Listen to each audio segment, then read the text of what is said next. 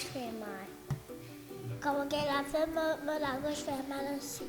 Quand la gorge fait mal, elle est très fait mal. Chez les bébés, les enfants en bas âge et les écoliers, les refroidissements sont généralement apportés de la crèche ou l'école. Étant donné que le système immunitaire de l'enfant n'est pas aussi développé que celui des adultes, il doit lutter durement pour combattre les agents pathogènes. Un refroidissement se manifeste d'abord par des maux de gorge et l'enrouement. Toutefois, au fur et à mesure que la maladie évolue, on constate des symptômes comme troubles respiratoires et difficultés de déglutition, température élevée ou fièvre, maux de tête et courbatures. Les enfants, quand ils sont malades, c'est l'appétit normal de couper. Ils ne pas pour manger aussi bien qu'ils j'ai petit manger, plutôt pour limiter. La maladie il dure 4-5 jours, après il peut passer. En attendant qu'il nous faire en sorte qu'il réussit à boire surtout, parce qu'il peut faire la fièvre souvent. C'est assez il réussit à manger, faire en sorte qu'il réussit à manger un minimum, mais pas le trop aussi seulement. Et puis faire en sorte que nous facilite l'alimentation parce que si la gauche peut faire mal de des aliments de semi-liquide, pas de rien qui a du mal à passer. Un biscuit, un truc comme ça, il n'est pas franchement intéressant. Fait manger un peu de fruits, si par ici manger des fruits frais, nous donnons un compote de fruits. Et puis c'est alimentation essentiellement semi-liquide comme ça, surtout les ramène en même temps de l'eau qui surtout il peut manquer parce que c'est un petit coupé et il peut faire la fille, il peut transférer, il peut déshydrater. Les inflammations au niveau de la gorge peuvent être d'origine bactérienne ou virale. Mais un antibiotique n'est efficace que contre une infection bactérienne. Une question qui me gagne bien souvent avec mes parents, c'est malade de la gorge, c'est les enfants, j'ai envie de connaître, c'est bactériel ou bien c'est viral. Donc, si l'infection là est virale, alors là, les enfants là, pour commencer à avoir des symptômes, commencent à tousser, néné pour couler, et je peux gagner la fièvre, bien sûr, et surtout, je peux commencer à avoir une courbature. Dans le cas bactériel, surtout, je peux gagner malade de la gorge, bien sûr, je peux gagner la fièvre, pareil. Mais la fièvre, là, dans le cas de bactériel, il peut être un peu plus fort.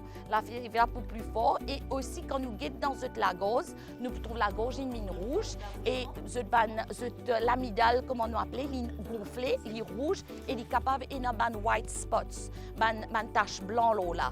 Et les enfants, là, pour aussi, s'il est capable de causer, il peut faire complainte, il peut dire, il n'est pas avaler, il n'est pas pour manger et tout.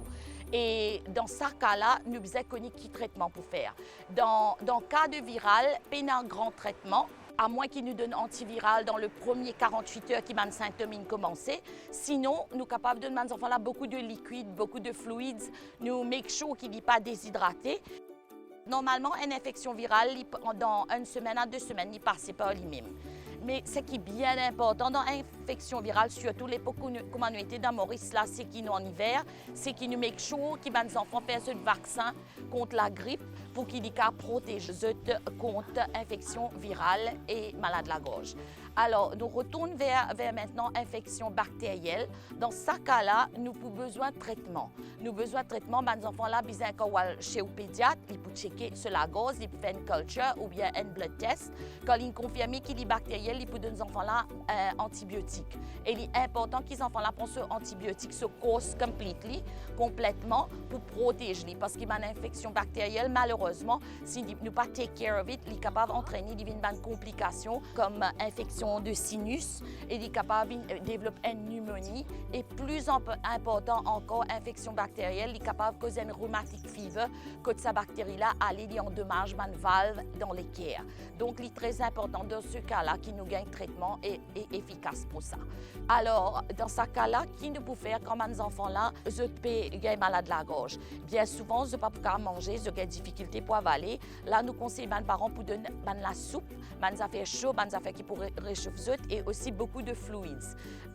Bien important qu'il nous pas les enfants déshydratés. Si nous trouvons des enfants là pas capables d'avaler, ou bien quand je pleure, je peux pénasser l'homme, ou bien lisier pérentendant, alors là, nous devons faire une manière qui nous réhydrate dans une certaine façon. Et si je ne peux pas capable d'avaler même, nous devons aller nous pédiatre pour guetter si il y a fluides à travers la veine.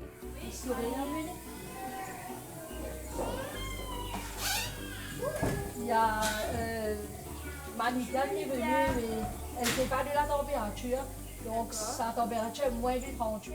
Les enseignantes des écoles maternelles sont prudentes. Les gardés sont jaquettes sur elle. Comme ici, Nanda Sonassi, directrice de Kids Zone, souligne qu'elle appelle les parents si les enfants présentent des symptômes comme des maux de gorge, entre autres.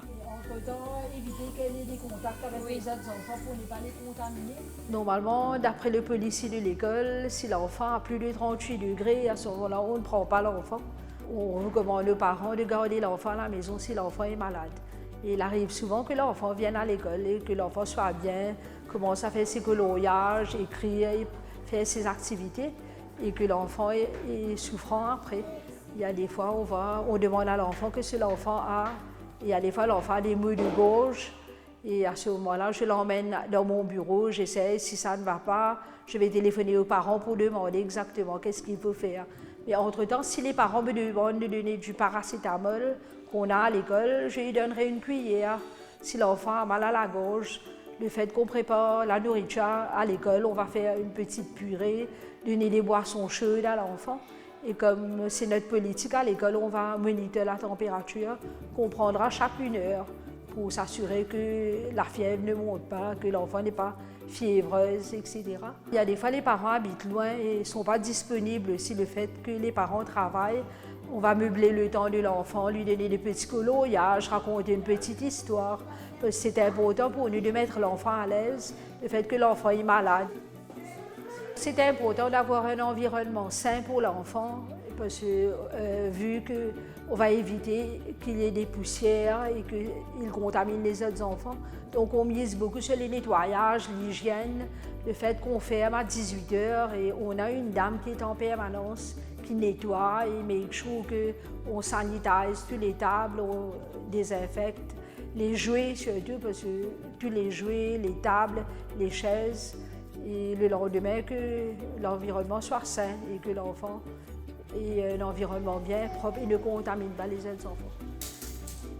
Pour soulager le mal de gorge de l'enfant, il faut se tourner vers des traitements adaptés à leur âge et à leur état de santé. Les parents peuvent miser sur les méthodes naturelles, traitements médicamenteux et environnement assaini. Alors ma fille, elle a 5 ans, ça fait déjà 3 ans qu'elle est à l'école ici. Et si elle n'est pas bien, je sais qu'elle n'est pas bien, je ne vais pas l'envoyer à l'école parce qu'avec les maladies, tout ça s'attrape facilement avec les enfants. Donc je préfère la garder à la maison. Mais si toutefois ça arrive qu'elle est déjà à l'école et il y a quelque chose qui arrive, par exemple, elle ne veut pas manger, elle a mal à la gorge ou elle commence à avoir un petit peu de fièvre. Donc là, il y a souvent Madame Nanda, la directrice de l'école, qui m'appelle et qui me fait savoir que Manika, elle est malade.